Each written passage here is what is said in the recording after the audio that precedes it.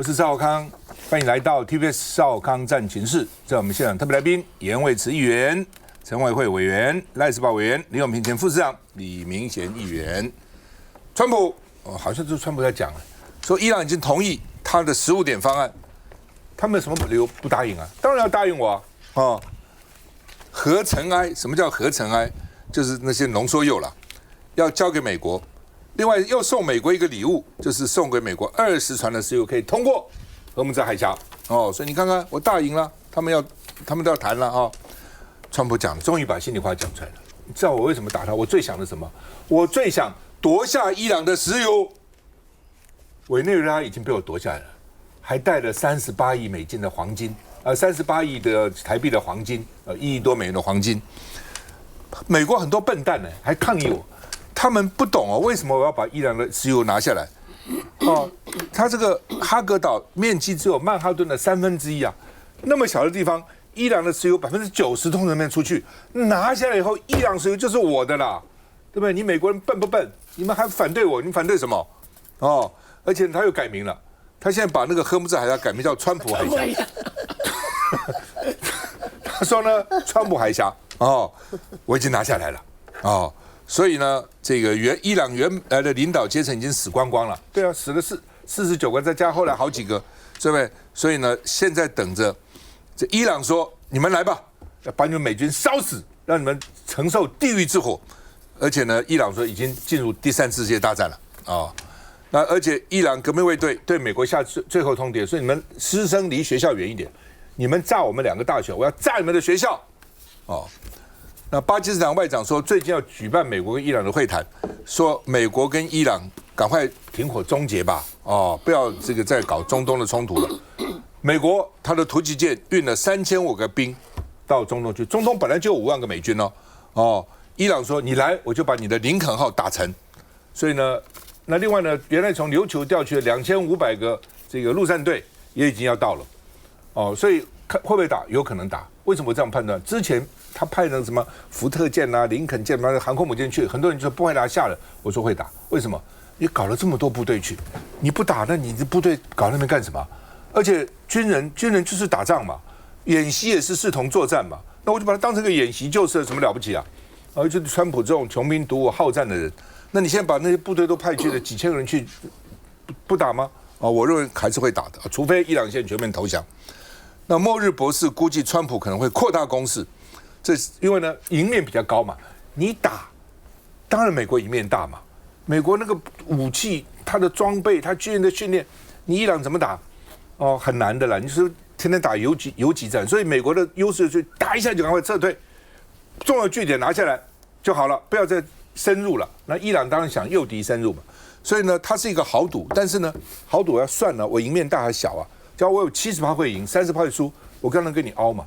所以呢，这个末日博士说有可能扩大攻势，然后到时候来夸耀这个打仗的成果。但他的副总统范斯说，很快就会离开伊朗了。原来说4到6个礼拜，现在去多2个礼拜了，4月底以前应该就会结束了啦。哦，那另外呢，伊朗也公布相片，说把美国的空中支援E3预警机把它摧毁了，你看没有？摧毁了哦。所以呢，这个所以反正打过来打过去嘛啊。那为什么E3预警机会被摧毁呢？泽伦斯基说呢，俄罗斯把3次的卫星照片拍给伊朗，因为伊朗才知道这个东西在哪里，怎么去炸它哦。那另外呢，说《纽约时报》说伊朗进化了，本来以为伊朗越来越差，的确，伊朗现在飞弹啊、无人机数量没有以前发射的多，但是呢，命中率比以前多1倍，而且呢，找到以色列的防空破绽。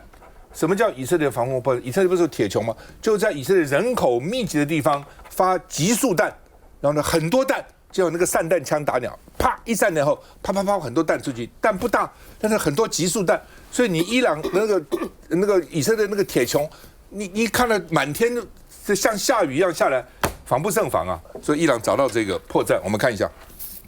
阿拉伯电视网在伊朗德黑兰的办公室遭飞弹袭击，内外严重毁损。تجمع المواطنون الشارع أمام مكتب التلفزيون العربي في طهران. 理学院的牌子倒在废墟中，伊朗科技大学被认为进行核子发展，遭以色列轰炸。因此，伊朗军方警告，若伊朗的大学没有安全保障，美国学校也将成为攻击目标。西北大学、纽约大学都有中东分校。رئیس جمهور آمریکا ثابت کرده تنها زبانی که میشناسد زبان زور است. در مقابل تهدیدهای اخیر ترامپ美伊酝酿地面战，居中斡旋的巴基斯坦宣布美伊会谈在即。We've had very good negotiations today with Iran. I think out of a sign of respect, 20 boats of oil, big boats of oil, going through the Hormuz Strait, and that's taking place starting tomorrow morning. 伊朗的媒体指出，德黑兰政权爆内讧，总统裴泽斯基安反对继续跟美国交火，跟军方伊斯兰革命卫队指挥官发生冲突。But we've had regime change. If you look already, because the one regime was decimated, destroyed, they're all dead, and frankly, they've been very reasonable.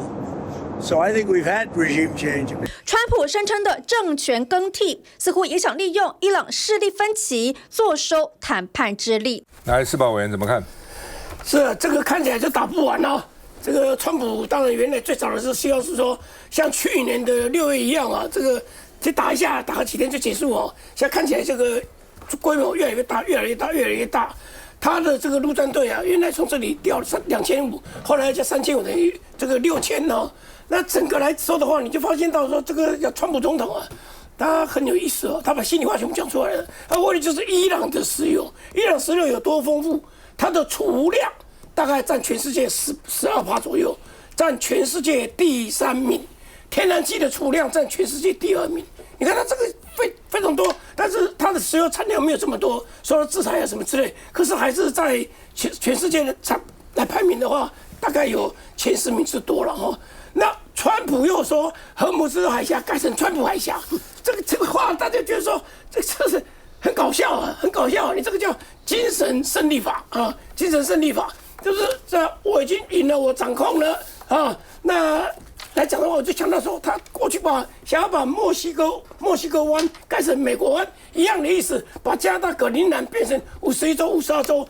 同样如出一辙，你就发现到说他的一个叫做精神胜利法，而且讲的侃侃而谈啊，这让美国人支持他的人很嗨。你可以看哦，这个委内瑞拉石油储量非常高，伊朗的石油储量非常高，通通在我这个川普的手上，通通在美国手上，你怎么可以不支持我呢？可是我们看到现况是什么？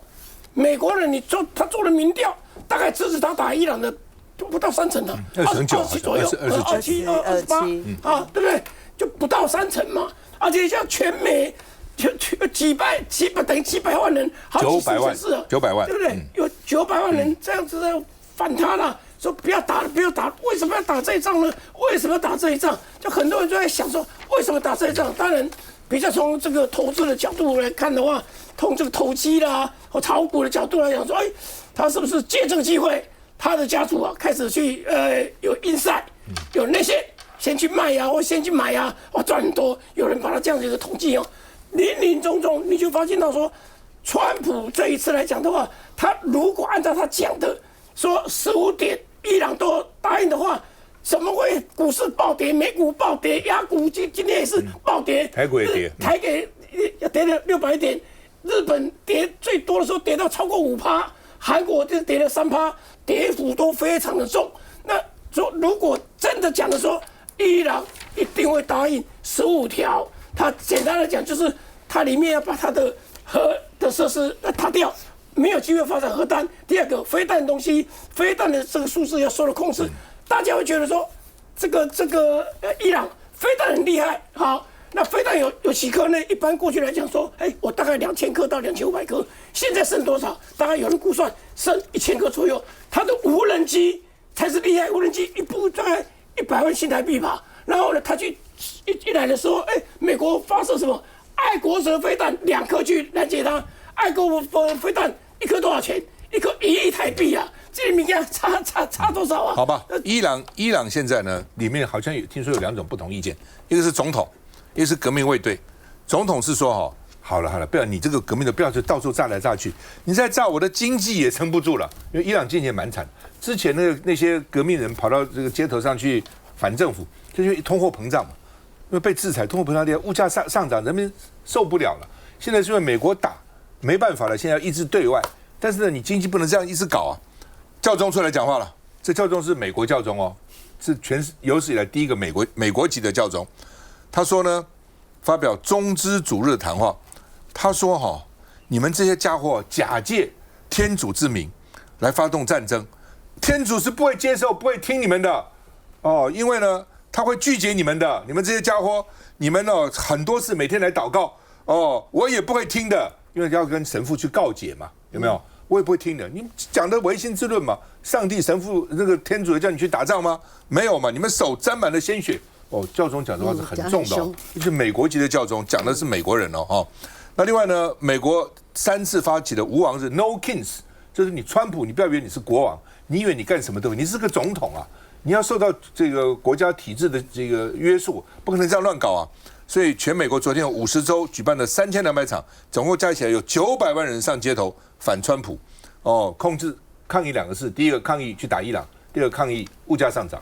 物价上涨跟打伊朗也有关系了那另外呢，期中选举，共和党现在退休潮创纪录，本来这些人都可以连任的，应该都有权。这一下看情况不好，马上要这个期中选举的，选举很花钱花时间的，而且落选其实也没什么好看了，所以干脆趁好就收。所以很多人要退休了，不要继续干了。我们看一下。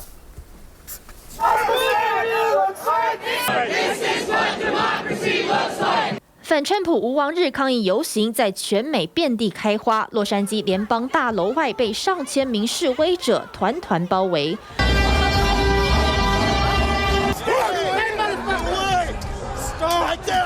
抗议现场爆发警民冲突，乱丢杂物击中了联邦工作人员，示威者高举川普气球，还有人直接套上川普装，反对政府威权。I would actually like to see him step down, and that would probably be the best thing for this country and the world. 好莱坞演员劳勃·迪尼洛也站出来发声。It's time to say no to kings. It's time to say no to Donald Trump. We've had enough. 德州市政厅外出现抗议队伍，亚利桑那州凤凰城市中心也有反川集会，而在美国东岸，上千人反对美伊战争，要求川普立刻停战。这一题，美国国防部长赫格塞斯搬出圣经解答 ：Blessed be the Lord, my rock, who trains my hands for war and my fingers for battle.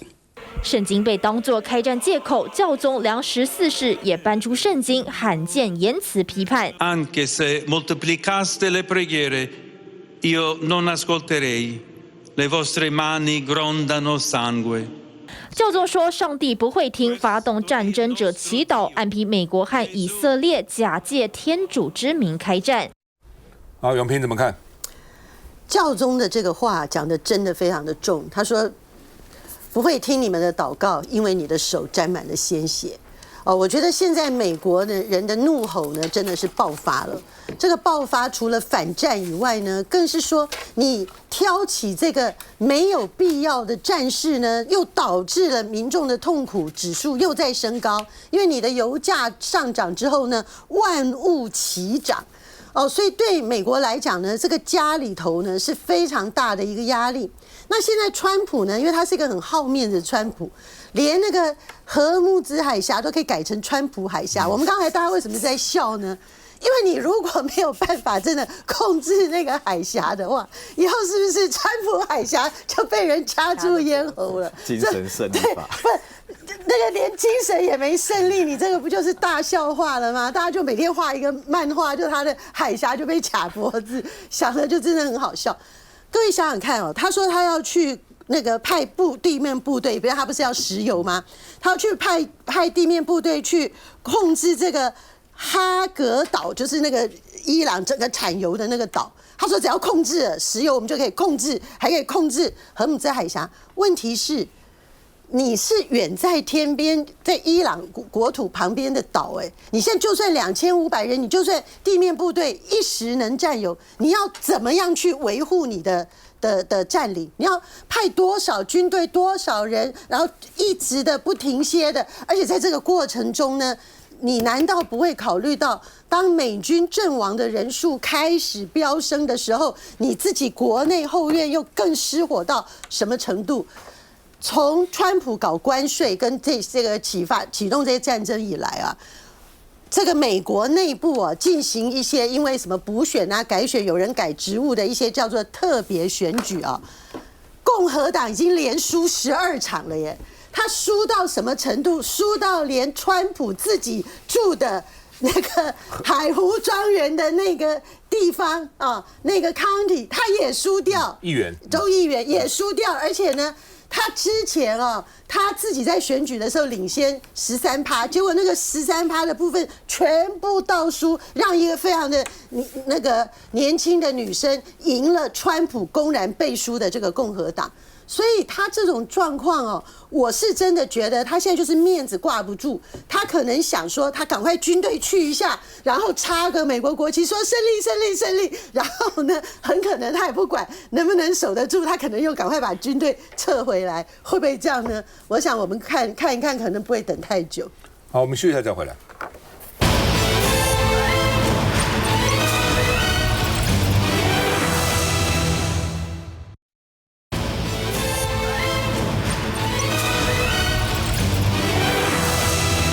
好，现在麻烦了伊朗的等于是外围也门的叛军说要打仗了，他们去打红海，因为呢，你现在是荷姆兹海峡、川普海峡，对不对？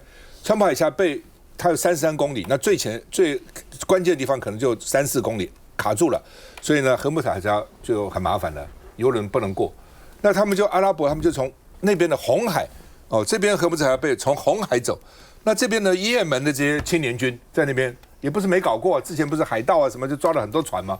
他在那边搞你，所以呢，大家一听为什么油价今天大涨，股市大跌，一想怎么又来了？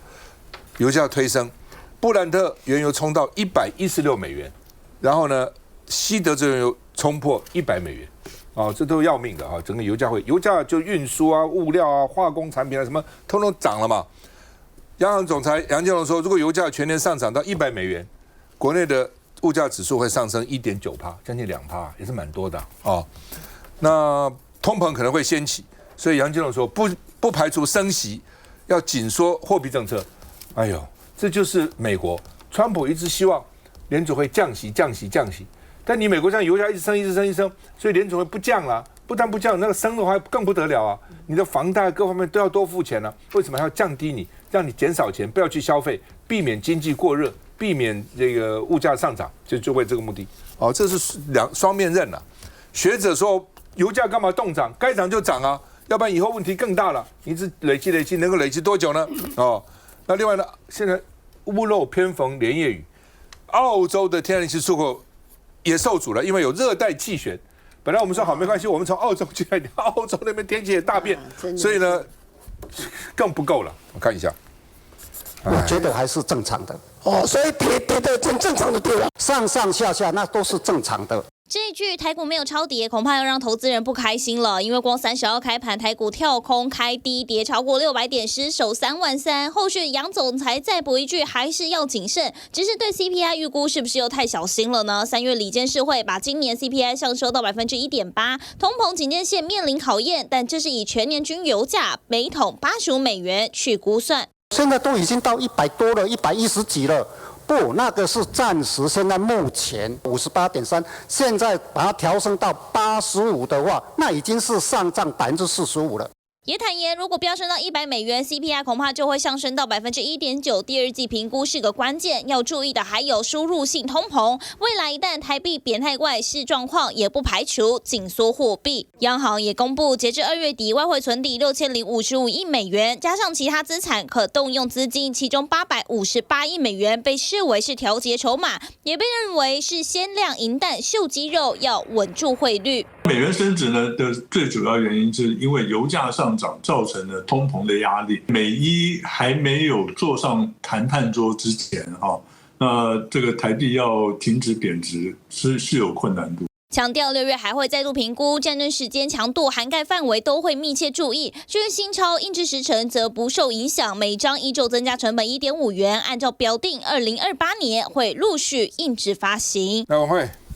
我觉得这个美国伊朗打到现在，我们可以看到这个刚刚前面来宾有讲到，我认为川普是不是还有那个底气呢，可以继续打下去哦？虽然他不断的校正对伊朗，他也希望可以赶快坐下来谈嘛因为在这个川普这边的讲法，他说要给伊朗这个致命的一击那他的这个副总统Vance 也出来讲，就是说他们已经对于这个伊朗的常规军力已经被彻底的摧毁这个是这个美国这边的一个讲法了当然前面这个赵大哥也有特别提，伊朗的内部现在有不同的一个声音但是打到现在，我觉得川普他其实是有2个压力，一个是内跟外那内的部分，刚刚其实这个委员们也都有提到，包含像他内部的一些通膨像 OECD 他已经公布大概已经从这个2.8会到这个4.2那包含他国内的这个无王日的这个相关的一个抗议，为什么会这么多人？你看那个空拍图，刚刚在前一趴的时候看那个空拍图，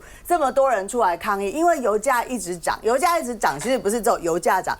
周边的这个生活都会受到相关的一个影响那包含就是说，只要大家的一个生活觉得大家的这个财务的规划相关的这个经济变得不好，那民众就会不开心嘛，那当然就会影响到他相关的这个选举日的一个部分。另外一个部分大家要看就是说，大家一直在讲就是说5月14、15他跟这个美国川普跟这个习近平可能会见面嘛目前放出来的时间是这样，所以在这之前呢，我觉得川普真的是蛮有可能像刚刚永平讲的那样想办法赶快去让他一战就是赶快亲一亲，然后插个旗说我们已经有胜利，然后回来对大家有个交代。不然全球目前以这个赫姆兹海峡一天大概有190万桶的这个油要从这一个地方，有占全球1/5这样的一个量要从那边出来。如果这个部分还不赶快来做相关的解决，回来看我们自己国内可能会发生状况，我们应该是这一次的这个状况，就是说连基层的阿姨都非常的有感觉因为他加油也变贵了，他叫瓦斯也变贵了。这样在上礼拜我在这个我们也特别提到，我们地方现在春耕的时候，连那个肥料都没有了。我今天要上节目之前又看到一个，连塑胶袋都变贵了，然后有人被塑胶袋在店家买好，整个就被偷走了。就是你很难想象那边在打仗，然后我们这边竟然会受到这样的影响，所以我想大家全球都在等着赶快把这一场战争可以结束。反正这个战争打下去就是说，一方面全世界受到影响了你很难想象我们原来谈的都是说，万一台湾海峡被封锁那天然气怎么办11天7天够不够？那现在远在那个川普海峡打，现在不叫荷尔姆兹了，川普海峡打引起到我们这个地方而且伊朗他们这个最新的统计，他们到现在死了1900人。对，当然打仗都要死人的啦现在打仗越来越精准所以呢，不像以前哇，这个死伤那么多，但是1900也是都是1900条人命了那你其他地方，中东其他国家美军也有死伤，虽然比较少了所以战场在什么地方，那个地方就倒霉嘛那你美军可能可以，我看他可能去打一下，显示一下威风，插一个旗，然后呢就撤退，所以他的副总统才讲说，我4月底就可能结束了。不过问题是，美国现在伊朗也很生气说你们上次也跟我们在谈一半就打了。你现在是要跟我们谈什么15点怎么几点然后那边陆战队又来了，那你到底要谈还是要打呢？还是又谈又打，又打又谈呢？既打也谈，既谈也打所以现在搞得伊朗这边情势，它也变成分成2派嘛那因为呢，它现在是斋戒月，当你美国在斋戒月去打它的时候，他就会讲这是魔鬼的进攻，所以那些本来想要反抗政府的人，现在好像也没有什么理由了，变成有外武来的时候，大家必须要团结嘛，就变成这样。所以川普一直希望说，伊朗民众可以抗暴啊，来呼应美军，那显然没成功。继续再回来。